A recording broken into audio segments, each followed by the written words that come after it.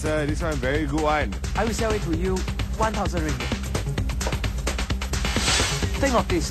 If you sell this, how much you can get back? 3個人15啫，飲乜嚟？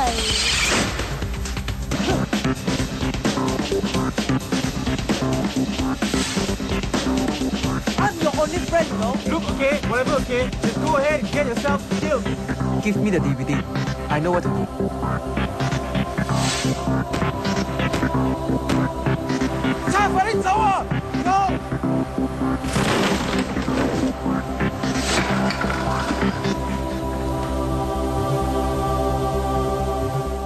Hello, welcome back. Now, our final guest this morning has joined us to tell us about a brand new movie. To us, anyway. It's got the good, the bad, and the ugly, but it's also a film that aims to educate its viewers about a crime a lot of us are guilty of being a part of.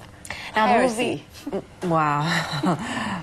I know, and not many people actually go on and admit that they're brave, Joe, but yes, it is very true.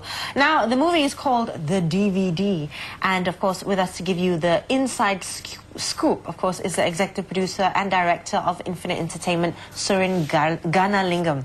I hope I said that right. Yep, that's perfect. Welcome to the show, Surin. So, in a nutshell, what is the DVD about?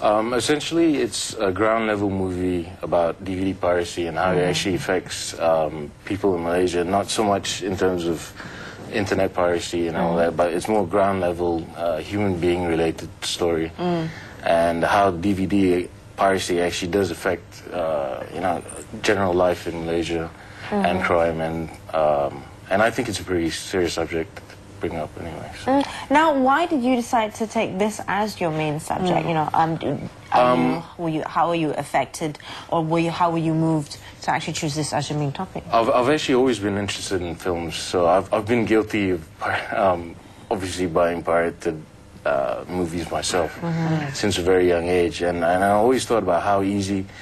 Because originally I started IT as well, and I figured out how easy it was to actually, to even start your own DVD factory. You could start it out of nothing, basically. And so, yeah, the idea just basically came from that, and we expanded on that, and eventually I came up with an entire script. Okay, so what's the storyline behind it? Essentially, it's, I would like to call it a cautionary tale about a young man who basically is not doing too well in school. He comes from a single-parent family, and, he stumbles upon this, obviously, an interesting gangster, or someone he would consider a role model, or something else. And then he gets sidetracked off into this world of piracy and everything else, and as he gets involved, he discovers that it might not be, money is not everything, and he starts losing obviously friendships and things like that, getting involved in the industry itself.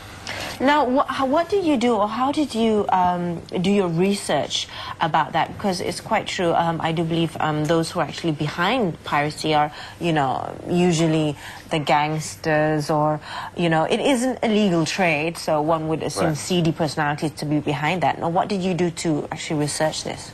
I've actually had loads of friends always involved in, not necessarily selling the DVDs per se, but who were involved in editing and things like that, who related stories about how they could actually get movies before they even come out in cinema in solo copies as well. So I started building up the idea based on that, and seeing how simple it was, and that it doesn't really require a huge factory and massive production cost and everything else. Right, and now you started doing this in 2007. Right. Tell us about your journey. It was definitely a long journey in terms of casting, getting things right, putting together a budget. Independent films at a time weren't really that supportive, but I think things are changing right now, especially with Finas and KDN. They're much more professional about how they approach things. So they've, in that way, it's easier for people in the independent film industry to make films right now and get recognition. So yeah, the journey has come full circle basically, but hopefully right now, based on what I've seen, independent films, I think, have a real opportunity in Malaysia. And did you shoot it entirely in Malaysia? Yes, 100% shot in Malaysia. The entire cast is Malaysian. The entire crew is Malaysian. Now, speaking of your cast, these are not faces that we recognize. They're very fresh faces. Right. Actually, the main actor, the young boy, he actually works. He's an award winner for NTV7. Right. Right. His name's Ernest Yong. Yeah. Right. So he's done local dramas, but the majority of the actors are got from stage, basically. So they're mostly with stage backgrounds and stage acting, and yeah.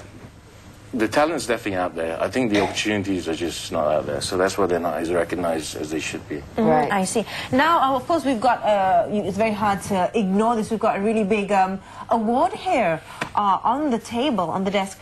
Now, you've actually taken it to several film festivals, international film festivals worldwide. Now, tell us, how was this experience and what was the response towards it? Obviously, with the trophy right there, Independent Film Fest LA was my biggest surprise. Obviously, the fact that it was a completely foreign film, and they actually accepted it, and they liked the idea. I mean, even in the United States, they accept that piracy is rampant worldwide. Oh, yeah. So it was definitely a subject that they were interested in, and. When South Africa was another one that surprised me as well, but I do realize there's a huge Malaysian population in South Africa, so I think maybe there was some slight bias there. But, So, what in your opinion makes this movie stand out, though? I think in terms of the subject matter, we haven't really covered it yet. We've mentioned it before in press and media and things like that, but it's never really been a subject we wanted to talk about. It's more like something we swept under the carpet and almost pretend like it doesn't exist. But I always thought that it's something that should be brought up, and there are things that happen to people. It's not just people making millions of dollars. It does have a ground level effect on the local population, and people do end up in jail for 5 years in a row, or pay $250,000 US in fines and things like that. So we're talking about everyday normal families, not necessarily the people who make the millions of dollars, but mostly just the everyday person on the street, and how they can be affected by it. So, and how these people are affected are actually portrayed in this movie? Yes, absolutely. The entire film is basically about how you could come up with a good idea, try to make money for yourself. And how even though you're successful in your venture or whatever, at the end of the day, at the end of the day, you will eventually have to pay for it. And it does catch up to you along the way. I see. Something that may seem so simple and so harmless. Yeah. Getting yourself a pirated DVD, or in some cases illegal downloading. Not realizing what effect it has not only just on the industry, but on the everyday person. Yeah. Now, the other aspect of this film is that being a Malaysian movie, of course, a lot of our films are made in Bahasa Malaysia, but you chose to use very little of it and instead, use English. Right. I wanted to get a more natural feel for. I didn't want to. I mean, obviously, Malaysia has hundreds of different languages. Yes. We're talking about Baja. We're talking about. It can come down to Tamil, Mandarin. There's various different, obviously, accents, dialects, Kelantanese. But what I wanted to do was, it's a story based on this group of people, this specific area.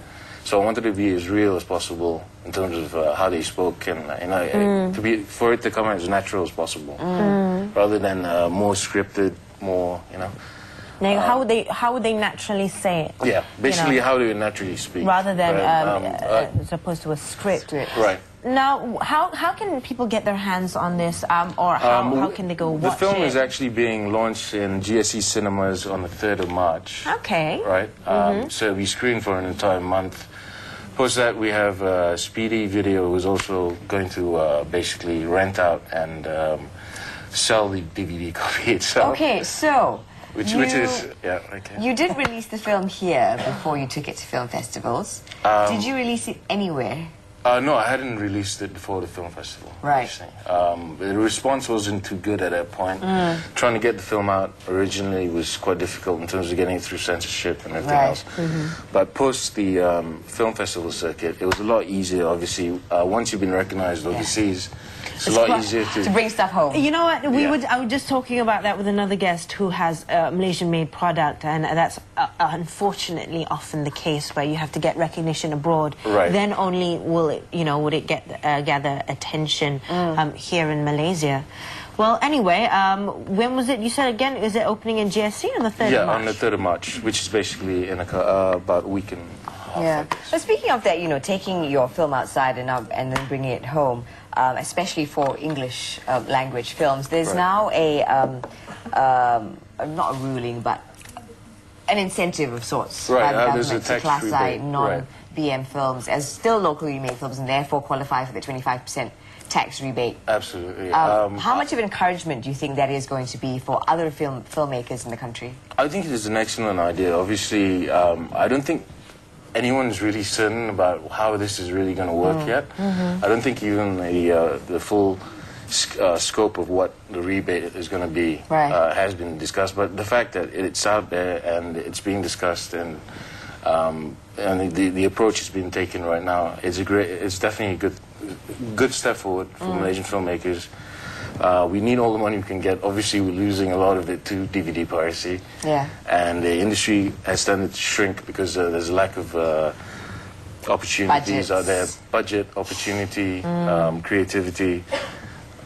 So basically, something like this incentive will definitely help an independent filmmaker to get their dreams alive, I suppose. Okay. So what are your hopes for this movie at home? I'm hoping it gets a decent response. I'm hoping people enjoy the story, first of all. Ultimately, I'm an entertainer to begin with. I'm not really a politician or anything like that. I would prefer if people just enjoyed the film, got an idea of it.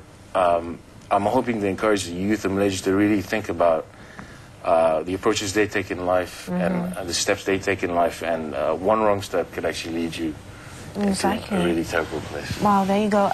And other future projects, maybe more indie yes, films? I actually have a documentary coming out as well called Mystical and Mysterious Malaysia. It's more about the paranormal side of Malaysia, including we actually have a... You've been ghost hunting, have you? It's not. We don't just cover ghosts. We cover everything from UFOs to cryptozoology. There's supposedly a Loch Ness monster in...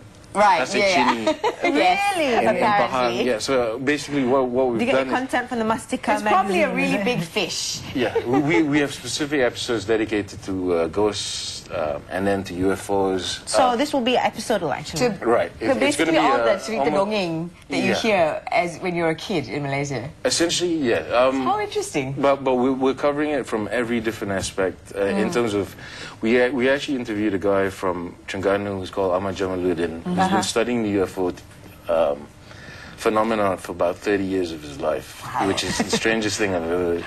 Right. And it's people like that we're trying to locate and find in Malaysia who have interests, who basically spend their spare time hunting for ghosts or who look for who look for the Bigfoot of Ndarampin and things like that. Right? Oh, okay. And that will be aired on Malaysian TV?